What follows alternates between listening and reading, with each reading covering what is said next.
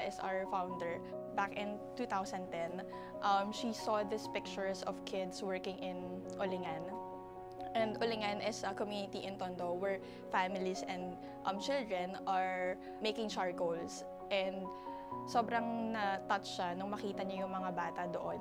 Kasi puno sila ng uling, ganyan. So doon nagsimula na gusto niyang tulungan yung mga bata.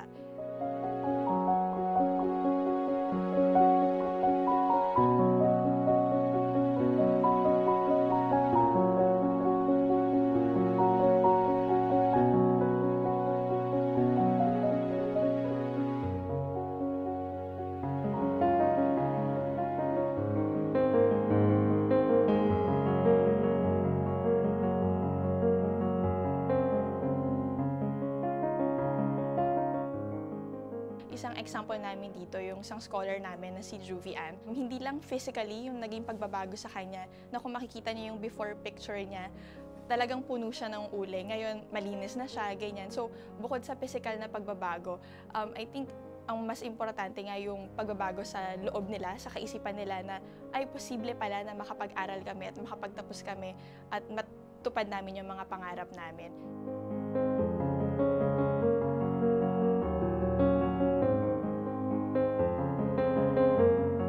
Follow Project Pearls at x.rappler.com.